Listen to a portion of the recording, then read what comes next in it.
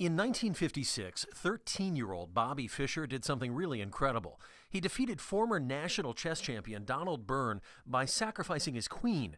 That's a big no-no in the chess world, but it turns out it was the only way to win the game at that point, and recognizing that fact required Fischer to sift through a nearly infinite number of variables. We're talking about a figure with 30 zeros on the end of it, roughly equivalent to the number of electrons in the universe.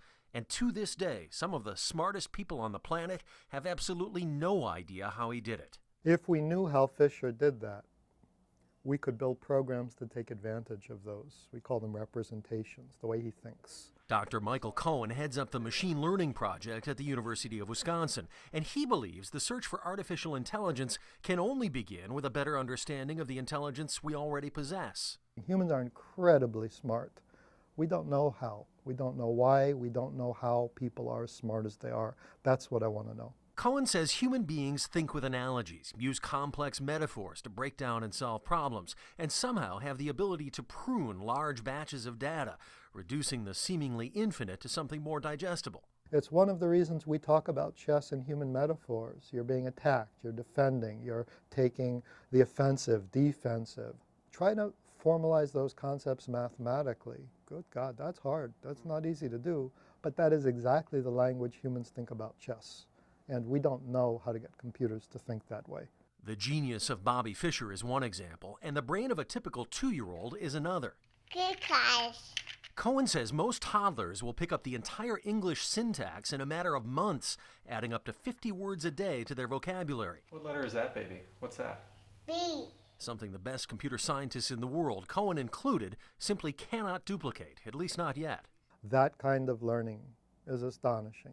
And we're not the only ones performing this kind of mental magic. Believe it or not, Cohen says the animals are talking too, learning and communicating in much the same way that human beings do. And these gibbons are a prime example.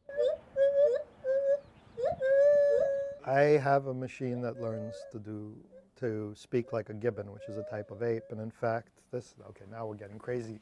I have a keyboard, you'll notice, with these weird letters. These are gibbon phonemes. I can talk to a gibbon by playing on my keyboard. Cohen believes it's this biological approach to artificial intelligence, drawing on nature's example, that could one day lead to machines that actually learn, think, and communicate all on their own. The big question then becomes, what will those machines think of us? We may be disappointed with how poorly they view us and want us to clean up our act. There are no strings on me. What happens if we build a robot and it's evil? Blame the guy who built the robot. There's no reason to assume there's any danger in this. The people who run around yelling robots are going to take over the universe, well, not my robots. Maybe not the universe, but what about the agricultural industry?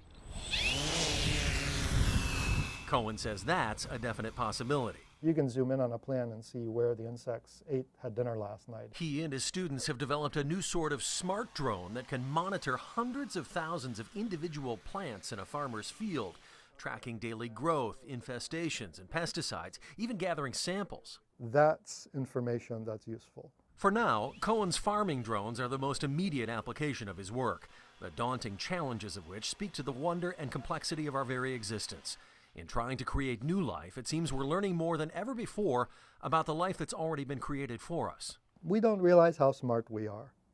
The difference between Einstein and the person on the street is really, really small. It's not a big difference.